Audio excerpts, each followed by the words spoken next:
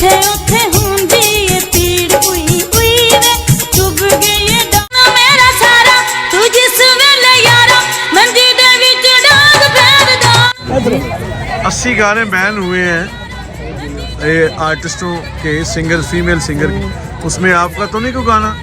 जी नहीं, अल्हम्दुलिल्लाह कोई ऐसा गाना, अल्हम्दुलिल्लाह कोई ऐसा गाना कर अल्हम्दुलिल्लाह। तो ये 80 गाने जो हैं किसके हैं?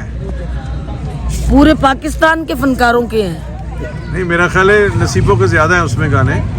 और नहीं और भी हमारे पाकिस्तान के जितने भी फनकार उन्होंने सब नहीं गाए। मंजी जी डांग फेरदा वो तो नसीबों ने गाया, और फिर होई कुड़ती तंग वखियां तो तंग वे वो भी उन्होंने ही गाया है। तो आपको अच्छे लगे, आपने सुने ना?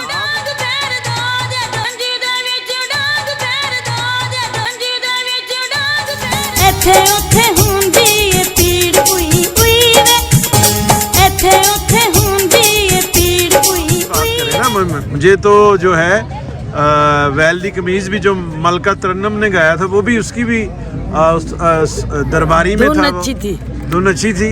हाँ। लफ्ज थोड़े जो है वो उस पे एतराज जो किया। हमें तो मौसीकी में कोई चीज बुरी नहीं लगती। जिस टाइम पे ये गाने चले थे उस टाइम पे वो फिल्म इंडस्ट्री का दौर ऐसा ही था।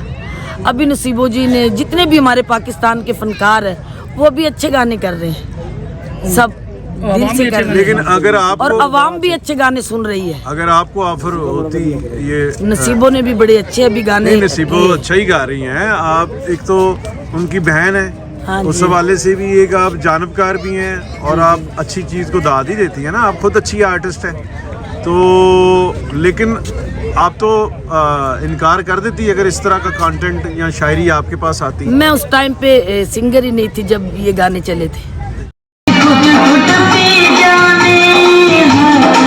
उसके बाद मैंने नसीबों से बड़ी हैं या छोटी? मैं उनसे बड़ी हूँ, लेकिन इस तरफ जो है हाँ, मैं बाद में आई हूँ जब ये गानों का दौर खत्म हो गया था।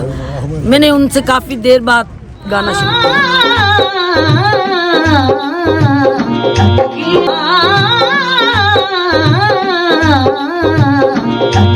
लेकिन आप जो है वो बहुत, आज मैंने आपको नेसी भी कहा और रोनाल्डो भी कहा, तो आपने साबित भी किया। ये फुटबॉलर है बहुत बड़े दुनिया के, तो आप अपने काम की जो है रोनाल्डो हैं और मेसी हैं। अल्लाह आपके बच्चों को सलामत रखे जी। थैंक यू, बहुत शुक्रिया। बड़े ऐसे बल के हैं, ऐसी जगह आपने कही तो सारा पता है जी। तो मैं सोच रहा था कि मैडम वो कहेंगी एक जगह पे, रेशमा जी ने कहा हुआ नहीं लगता दिल मेरा लाइक उन्होंने बढ़ाया है, लेकिन आपने भी कमाल किया। आपने इस खूबसूरत तरीके से उसको परफॉर्म किया कि दिल बाहर आ गया, यकीन करें। अल्लाह आपके बच्चों को। आपका बहुत पुराना क्लिप आपके घर का ही को रिलीज हुआ है, वो क्या गाना है वो,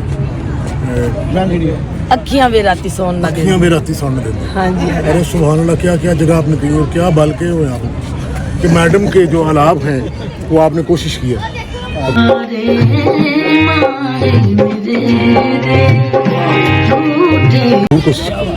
सलामत रहें, बहुत सी दुआओं के साथ।